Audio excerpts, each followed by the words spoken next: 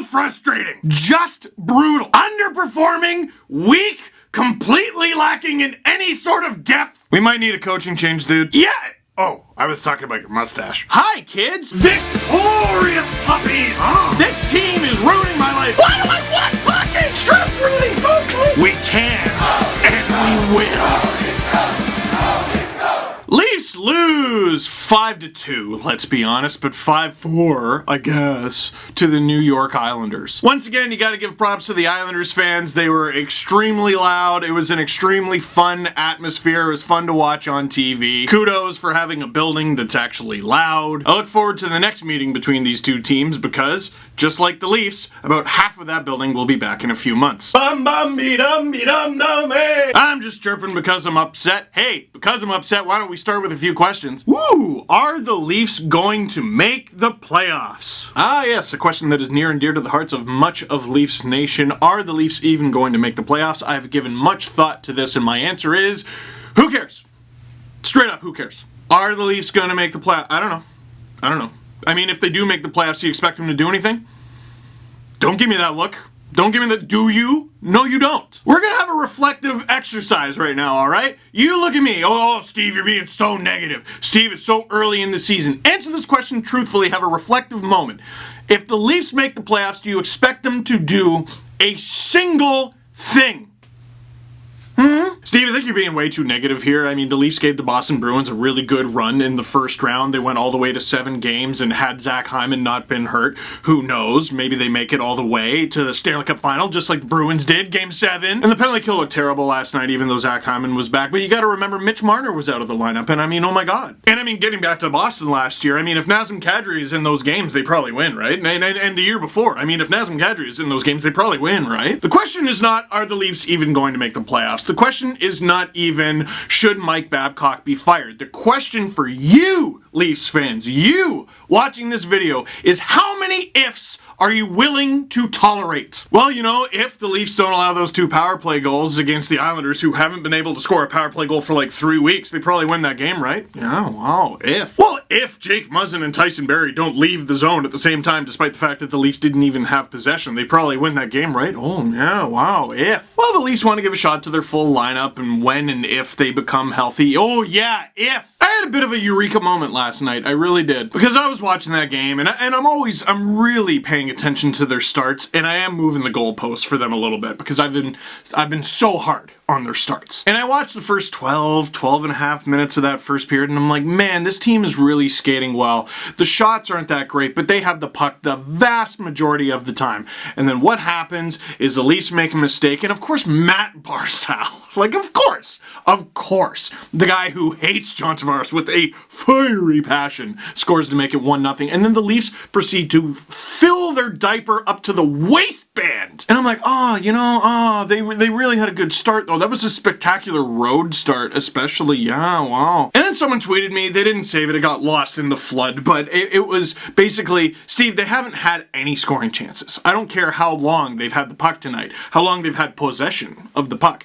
They haven't done anything with it. And they were right. Look at this from MoneyPuck.com and Ian Tulloch. Toronto has the NHL's second worst expected goal share at 5-on-5 this season. We're 20 games into the season now. This is a huge problem. Second worst at generating expected goals in the entire National Hockey League, and you might go, get out of my way with that nerd stuff. Expected goals are supposed to turn into goals. Look at this team on paper. Look at this group of assassins, I don't care what injuries they have, and look where they are. Forget look where they are, look whomst they're amongst. The Winnipeg Jets lost their entire right side on defense in one summer. The Anaheim Ducks are in a rebuild with a new coach. The New York Rangers are in a rebuild. The Buffalo Sabres are the Buffalo Sabres. The LA Kings are shocking. The Sens aren't even trying to win this season, and the San Jose Sharks are shocking. The Blackhawks, who the Leafs just lost to, are shocking. They're rebuilding. All I know is last year, the conversation was cup contention. In the summer, the conversation was cup contention. Just wait, once they sign Mitch Marner, it'll be cup contention. And right now, we're talking about, can they even make the damn playoffs? Mike Babcock did not tell William Nylander and Andreas Johnsson to have a miscommunication and stay out too long and give the puck away for the first goal. He didn't tell them to do that. Mike Babcock did not tell Jake Muzzin and Tyson Barrie to completely blow the zone, despite the fact that the Leafs did not have solid possession of the puck, leading to to a goal against. He didn't tell them to do that. Mike Babcock did not tell the Leafs to take penalties that led to 2 goals against, and also to have a terrible penalty kill, a genuinely terrible penalty kill. And Mike Babcock did not make the puck bounce over Austin Matthews' stick for an empty netter just because the ice in that friggin' building is basically AstroTurf. But I do know this. Morgan Rielly, who is definitely not at 100%, is still playing with Cody Ceci. I do know that Tyson Barrie scored at a 68-point pace 2 years ago, 62 points last year, and this year he is on pace to score 20.5. That is not an issue of him not being on the first power play. That is an issue of something terribly being wrong here. Austin Matthews played less than 19 minutes. John Tavares played less than 18. That's unacceptable. And in the conversation of, oh, well, the Islanders just keep the shots to the outside, Barry Trotz is a really good coach. What? In the same way that I expect Austin Matthews and John Tavares to go out there and compete with any, and I mean any, center in the entire NHL, Mike Babcock is the highest paying coach in the league. What? Don't you ever tell me that the other coach is good. There's lots of good coaches in the league. Why is this coach always getting his lunch fed to him? Why, after both assistants were fired, does the power play and penalty kill look the exact same? Why can you tell what Mike Babcock feels about a player after their first preseason game and have that never change? Sorry, Jason, you had a good career. And some of you right now are going, Steve, this is a little bit unfair. Okay, fine. Let's not make it all Mike Babcock. Why are they having these problems? Kyle? Why are they having these problems? Brendan? Why are they having these problems? Lawrence and Brandon? Well, they'll be better when they have Mitch Marner in the lineup. Well, yeah, but is he going to make defensive positioning better? Is he going to switch up the lines? Is he going to be like, hey, maybe don't leave the zone when you don't have the puck? How, after last year where we kept talking about, oh my god, we got to get Freddie some rest, are we still having a backup goalie conversation? Holy smokes. Is Mitch Marner going to change the fact that Ron Hainsey has more goals than Tyson Barrie and he only has 1? Is Mitch Marner going to make him hit ever? How about this one for the fans? Is Mitch Marner going to make this team fun to watch? I think he'll make them more fun to watch. All I know is that when he was in the lineup, they were still boring to watch. And look at the New York Islanders. Look how they play. That wasn't exciting hockey. That building went nuts when John Tavares was on the ice because they don't like him, and after goals. So all the things that happen between the goals going in aren't very exciting. But you know what is exciting? Winning. Teams and fans are willing to tolerate boring hockey if it equates to wins. This team is boring and they lose. They have 6 regulation wins through 20 games. They stink. They're not good. Remember all that? The Leafs are actually bad. They're bad now. I think Dermott's looked great since coming back. Cool. I think Hyman, holy smokes, that guy is 100% back. He looked great. Wonderful. There are things to be optimistic about, for sure. Austin Matthews still has that ridiculous shot, sure. Like, there's so many things to be optimistic about, but you could say that about almost any team.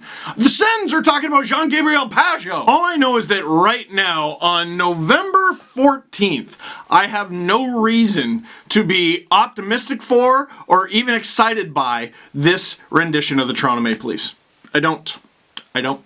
Now let me just look. What do they got coming up next? Ooh, a back-to-back. That's so weird. They don't have any of those.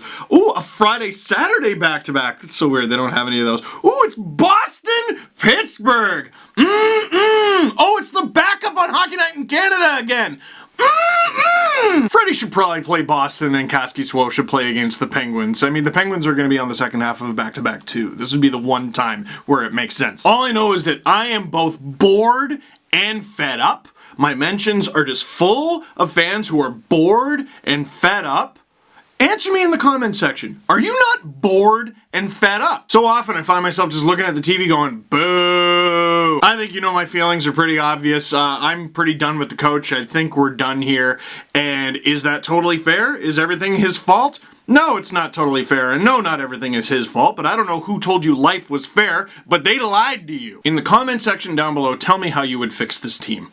Questions. Steve, aren't you going to talk about the almost comeback? Yeah, almost. No. Second straight game, we've watched them almost come back and lose 5-4. I'm sick of this team only showing up when they're down. They were down 2-0 in this one. Hey, they showed up. And then they get down again, and hey, they showed up. I'm sick of it. Leave a comment in the comment box down below. How would you fix this team? Give me at least one move. Are you afraid that firing Babcock might actually make the team worse and that his systems are actually making the team better than they are? FYI, this would be the darkest timeline if true. I have absolutely no fear of that. None. Because right now, right this moment, they suck. The only thing they can do is suck more, and, well, Carolina's already got that first round pick, so good luck. Are you in? Thanks, Casual Mats. By the way, this was on ice surfing. Jeff Merrick and I have a segment called Lay It on the Line, where each week we pick a team to win, and right now he's beating me. Heading into this week, he was beating me 4-1, which, as you know, is the worst lead in hockey. So,